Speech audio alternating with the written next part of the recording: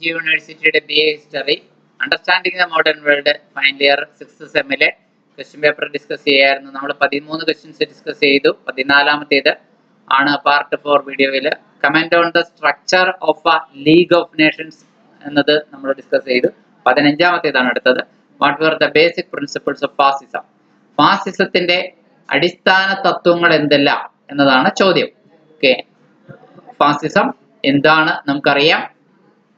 ഇറ്റലിയില് അത് നാസിസം, ജർമ്മനിയിലെ നാസിസം എന്നും അതുപോലെ തന്നെ ഇറ്റലിയിൽ അത് ഫാസിസം എന്നും പേര്, രണ്ട് വ്യത്യസ്ത പേരുകൾ പറഞ്ഞ് വിളിക്കപ്പെട്ടിരുന്നു എങ്കിലും ഫാസിസം തന്നെയായിരുന്നു രണ്ടും. അതിന് ചില പ്രത്യേക മുഖമുദ്രകൾ ഉണ്ടായിരുന്നു. Fascism is a far right authoritarian ideology. Fascism എന്ന് പറയുന്നത് ഒരു സ്വേച്ഛാധിപത്യ ആശയമായിരുന്നു. that emphasizes nationalism, suppression of political opposition and a strong centralized government. ഒരു വശത്തുകൂടെ രാഷ്ട്രീയ പ്രതിയോഗികളെ അടിച്ചമർത്തുക, അതുപോലെ തന്നെ ശക്തമായ ഒരു കേന്ദ്ര ഗവൺമെന്റിന്റെ സ്ഥാപനം, അതുപോലെ തന്നെ ഒരു സമഗ്രാധിപത്യ ആശയം ത്തിന്റെ പേരിൽ ഒരു ദേശീയത സൃഷ്ടിച്ചെടുക്കുക. ഇങ്ങനെ ഒരുപാട് പ്രത്യേകതകൾ ഫാസിസത്തിനുണ്ടായിരുന്നു. ഫാസിസത്തിന്റെ അടിസ്ഥാന തത്വങ്ങൾ താഴെ പറയുന്നവയാണ്. നമുക്ക് ബേസിക് പ്രിൻസിപ്പിൾസ് മാത്രം ഡിസ്കസ് ചെയ്യാനാണ് നമ്മുടെ ചോദ്യം ഇരിക്കുന്നത്. സോ ഒന്നാമത്തെ ബേസിക് പ്രിൻസിപ്പിൾ എന്ന് പറയുന്നത് അത് ഒരു അതോറിറ്റേറിയനിസത്തിൽ ബേസ് ചെയ്തിട്ടുള്ള ഒരു ഗവൺമെന്റ് ആയിരിക്കും ഫാസിസം എന്ന് പറയുന്നത്.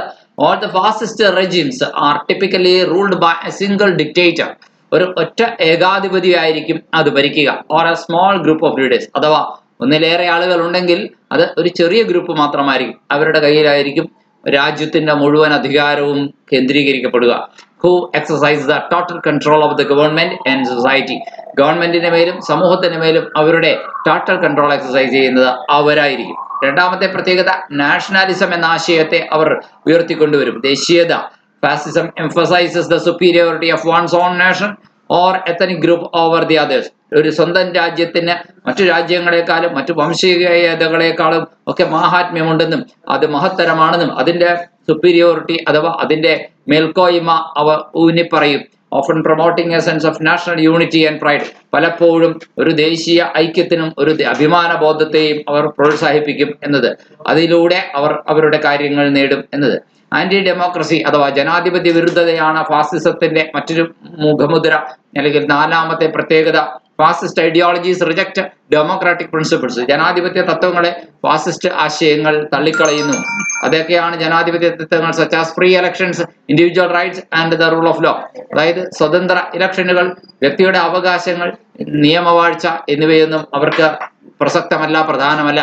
ഫാസിസ്റ്റ് ആശയങ്ങൾ ഇവയൊക്കെ ഒരു വശത്തേക്ക് ഒതുക്കിക്കളയുന്നു.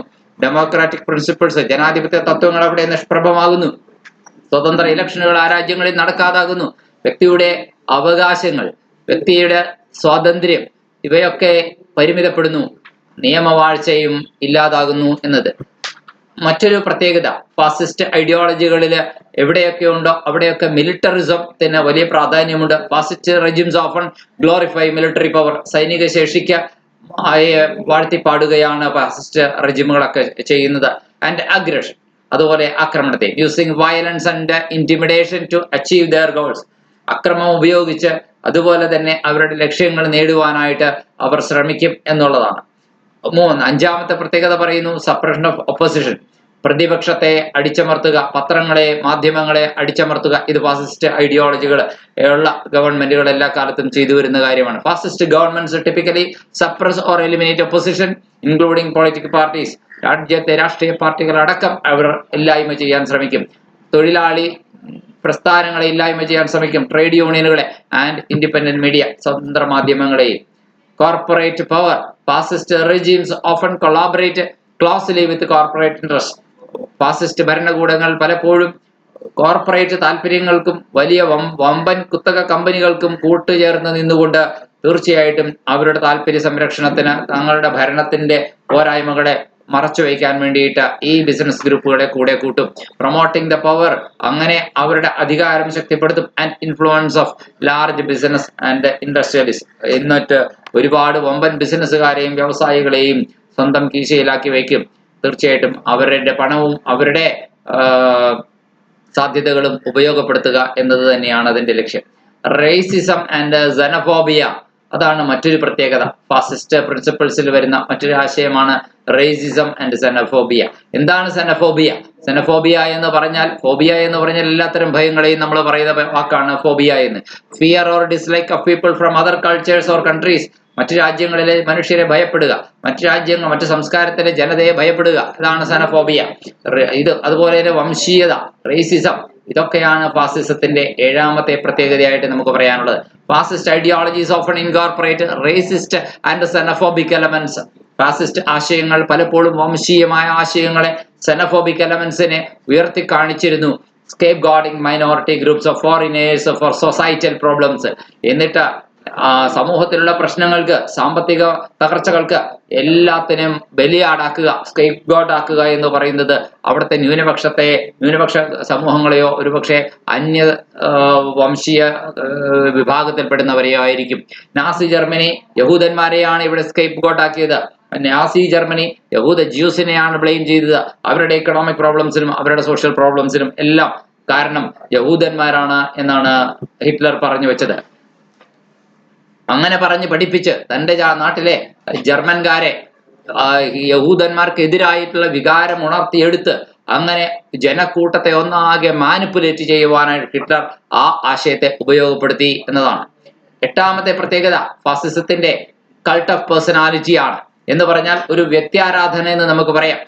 കൾട്ട് എന്ന് പറഞ്ഞാൽ ആരാധനാമൂർത്തി എന്നർത്ഥം. Fascist leaders often cultivate a cult of personality presenting themselves as infallible. തങ്ങൾക്ക് തെറ്റുപറ്റില്ല എന്നുള്ള അപ്രമാദിത്വം അഥവാ തെറ്റുപറ്റായിക എന്ന അങ്ങനത്തെ നേതാക്കന്മാരാണ് തങ്ങളെന്നും, തങ്ങൾ വ്യക്തിപ്രഭാവമുള്ള ആളുകളാണെന്നും, കരിസ്മാറ്റിക് ഫിഗേഴ്സ് ആണെന്നും, തങ്ങളുടെ വ്യക്തിപ്രഭാവമാണ് ഒരുപക്ഷെ രാജ്യ താല്പര്യത്തിനും അതുപോലെ തന്നെ രാജ്യത്തിന്റെ മൂല്യങ്ങൾക്കും പ്രതിരൂപമായി നിലകൊള്ളുക എന്നുമൊക്കെ അവർ പറഞ്ഞു പരത്തും എന്ന്. Nazi propaganda portrayed Hitler as a messiah. നോക്കുക, നാസി പ്രൊപ്പഗാൻഡയുണ്ടല്ലോ, നാസികളുടെ പ്രചരണം. പ്രൊപ്പഗാൻഡ എന്ന് പറഞ്ഞാൽ പ്രചരണമാണ്. അത് ചിത്രീകരിക്കുന്നത് ഹിറ്റ്ലറിനെ ഒരു മെസ്സിഹായായിട്ട് ചിത്രീകരിക്കാൻ. Who could save Germany from the Weimar republics failures. തൊട്ടു മുമ്പുണ്ടായിരുന്ന വെയ്മർ റിപ്പബ്ലിക് എന്ന ഗവൺമെന്റിന്റെ പരാജയങ്ങളിൽ നിന്ന് ജർമ്മനിയെ കരകയറ്റുവാൻ അവതരിച്ചിരിക്കുന്ന മെസ്സിഹായാണ് ഹിറ്റ്ലർ എന്ന് പറഞ്ഞുകൊണ്ട് നാസികള് ഒരു പ്രചരണ തന്ത്രം തന്നെ, ഒരു പ്രൊപ്പഗാൻഡ തന്നെ അഴിച്ചുവിട്ടു എന്നതാണ്. ഇത് മുസോളിനിയുടെ കാര്യം നോക്കുക. ഇറ്റലിയില്, ഇത് ജർമ്മനിയിലാണ് ഹിറ്റ്ലറുടെ കഥയെങ്കിൽ മുസോളിനിയുടെ ഒരു കാലത്ത് നല്ല സൈനിക സേവനം നടത്തിയ വ്യക്തിയാണ്. ഒന്നാം ലോക മഹായുദ്ധത്തില്, വേൾഡ് വാർ 1 അദ്ദേഹം അവിടെ അദ്ദേഹത്തിന്റെ ആ സൈനിക സേവനത്തിന് അപകടകരമായ നിലകളെയൊക്കെ തരണം ചെയ്ത് വലിയ നേട്ടങ്ങൾ ഉണ്ടാക്കിയ വ്യക്തിയാണ്. അദ്ദേഹത്തിന്റെ സർവൈവൽ, അദ്ദേഹത്തെ കൊല ചെയ്യാനുള്ള അസാസിനേഷന്റെ അറ്റംപ്റ്റുകൾ ഒക്കെ ഉണ്ടായിരുന്നു. ഇതൊക്കെ എന്ത് ചെയ്യുന്നുണ്ട്, കഥകളായി പൊടിപ്പും തൊങ്ങലും വെച്ച് പറഞ്ഞുകൊണ്ട് അദ്ദേഹത്തെ മുസോളിനി എന്ന വ്യക്തി ഒരു അമാനുഷികനാണ് എന്ന രീതിയിലുള്ള ഒരു മിസ്റ്റീരിയസ് ആയിട്ടുള്ള ഔറ, ഒരു വ്യക്തി പ്രഭാവത്തിന്റെ പ്രഭാവലയം അദ്ദേഹത്തിന് ചുറ്റും ഉണ്ടാക്കിയെടുക്കുവാനായിട്ട് ശ്രമിച്ചു എന്നാണ്. ഇതൊരു ഹിഡൻ ആയിട്ടുള്ള പ്രൊപ്പഗാൻഡ തന്നെയായിരുന്നു. അങ്ങനെ നാസികളുടെയും പ്രൊപ്പഗാൻഡയും മുസോളിനിയുടെ ഫാസിസ്റ്റ് പ്രൊപ്പഗാൻഡയും ഒക്കെ അവിടെ വർക്ക് ചെയ്തു. നോക്കുക, അപ്പോൾ ഒരു വ്യക്തിപ്രഭാവം, വ്യക്തി ആരാധന എന്നതിനെ പ്രോത്സാഹിപ്പിക്കുന്നുണ്ട് ഫാസിസം. എന്തുമാവട്ടെ, ഈ പറഞ്ഞ പ്രിൻസിപ്പിൾസ് ഒക്കെ, ദീസ് പ്രിൻസിപ്പിൾസ് മാത്രമല്ല, these principles are not exhaustive and different. Fascist movements may emphasise certain aspects over others. Fascist പ്രസ്ഥാനങ്ങള് ഒരുപാട് ആശയങ്ങൾ മറ്റുള്ളവരുടെ മേൽ അടിച്ചേൽപ്പിച്ചിരുന്നു. However, they provide a general framework for understanding the core elements of fascist ideology. Fascist ഐഡിയോളജിയുടെ core elements നമുക്ക് മനസ്സിലാക്കാനായിട്ട് ഇത് ഉപകരിക്കും. ഒരിക്കൽ കൂടി ഈ പോയിന്റ്സ് ഓരോന്നോരോന്ന് നോക്കുകയാണെങ്കിൽ, ഒന്ന് അതോറിറ്റേറിയനിസം ആണ്, സ്വേച്ഛാധിപത്യ നയം അഥവാ സമഗ്രാധിപത്യ ചിന്താഗതിയാണ്. ഹിറ്റ്ലർ ആവട്ടെ, മുസോളിനി ആവട്ടെ, സ്റ്റാലിൻ ആവട്ടെ, മാവോ ആവട്ടെ, അല്ലെങ്കിൽ നമ്മുടെ കൊറിയൻ ഭരണാധികാരി ആവട്ടെ. ഇനി നാഷണാലിസം ഇതുപോലെ തന്നെ രണ്ടാമത്തെ പ്രത്യേകതയാണ്. മറ്റു രാജ്യങ്ങളെക്കാൾ തങ്ങളുടെ രാജ്യം ശ്രേഷ്ഠമാണ് എന്നും തങ്ങളേക്കാൾ വില കുറഞ്ഞവരാണ് മറ്റു രാജ്യക്കാരെന്നും പ്രചരിപ്പിക്കുന്ന ആ ചിന്താഗതി, അത് ഫാസിസ്റ്റ് നാസിസ്റ്റ് ചിന്താഗതിയാണ്. ആന്റി ഡെമോക്രസിയാണ് എന്ന് പറഞ്ഞാൽ ജനാധിപത്യ വിരുദ്ധതയാണ്. ഫാസിസ്റ്റ് ഐഡിയോളജികൾ ഇത് ചൂണ്ടിക്കാണിക്കുന്നു. അതായത് സ്വതന്ത്ര ഇലക്ഷനുകള്, വ്യക്തിയുടെ അവകാശങ്ങള്, നിയമവാഴ്ച എന്നിവയൊക്കെ പ്രോത്സാഹിപ്പിക്കുന്നു. മിലിറ്ററിസമാണ് എന്ന് വെച്ച് കഴിഞ്ഞാൽ കൊച്ചുകുട്ടികളെ പോലും സൈനിക വേഷം ധരിപ്പിച്ചുകൊണ്ട് അവരെ പട്ടാളച്ചിട്ടയും അച്ചടക്കവും ഒക്കെ പഠിപ്പിക്കാൻ മുതിരുന്ന പട്ടാളം എന്ന് പറഞ്ഞാൽ, സൈന്യം എന്ന് പറഞ്ഞാൽ ഒരു വലിയ കാര്യമാണെന്നും സൈന്യത്തിൽ ചേരുക എന്ന് പറഞ്ഞാൽ അല്ലെ വയലൻസ് ഉപയോഗിക്കുക എന്ന് പറഞ്ഞു കഴിഞ്ഞാൽ ലക്ഷ്യങ്ങൾ നേടാൻ വേണ്ടിയിട്ട് നമുക്ക് ഏത് രാജ്യത്തിനെതിരെയും വയലൻസ് ഉപയോഗിക്കാവുന്ന മിലിറ്ററി പവറിനെ ഗ്ലോറിഫൈ ചെയ്യുക, മഹത്വവൽക്കരിക്കുക എന്നുള്ളത് ഫാസിസ്റ്റുകളെ കാലത്ത് ഉപയോഗിച്ചിരുന്ന ഒരു തത്വമാണ്.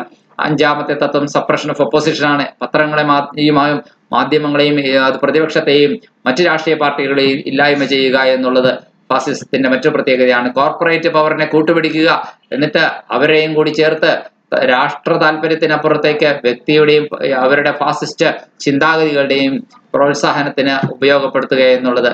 അതുപോലെ തന്നെ റേസിസവും സെനഫോബിയയും മറ്റു വംശക്കാരെയും മറ്റു രാജ്യക്കാരെയും ഒക്കെ വെറുപ്പോടെയും ഭയത്തോടെയും നോക്കിക്കാണുന്നതാണ് സെനഫോബിയ. അതുപോലെ തന്നെ കൾട്ട് ഓഫ് പേഴ്സണാലിറ്റി, വ്യക്തി ആരാധന എന്ന് പറയുന്നത് ഹിറ്റ്ലറും മുസോളിനിയും അങ്ങനെയുള്ള വ്യക്തിയാരാധനയ്ക്ക് വേണ്ടി തങ്ങളെ തന്നെ അവതരിപ്പിച്ച വ്യക്തികളായിരുന്നു. ഇതൊക്കെ ഫാസിസ്റ്റ് ഐഡിയോളജിയുടെ പ്രത്യേകതകളായിരുന്നു.